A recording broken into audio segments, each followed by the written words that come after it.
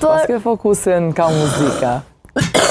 Gjithmonë e kam fokusin në muzikë, sepse do t'i jap shpirt muzikës. Do në po mendojnë me pas profesion të ardhmen? Me qenë këngëtor, me qenë më marrë me piano? Po, edhe dua të them diçka shumë interesante. Po dëgjojmë.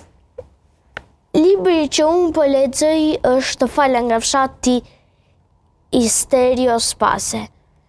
Ai prozën shqipe e tërgoi drejt modernizimit edhe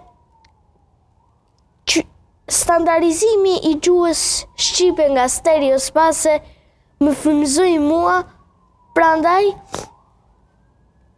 e flas kështu gjuhën standarde. Më kujtohet një pjesë ku shkruan Hyll Tokallari për baban e tij. I shkruan Sokol Skënderajt. Hyll Tokallari është nga fshati, kurse Sokol Skënderaj është nga Tirana. Viti 1944 është viti i lindjes së tyre. Edhe dëgjoj.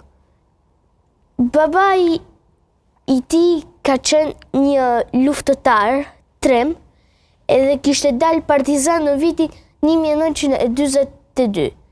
Edhe të gjithë e thërrisnin janë partizan. Edhe thërrisnin të birin e tij, Ylli i biri janë partizanit. Edhe dua të them diçka. A di,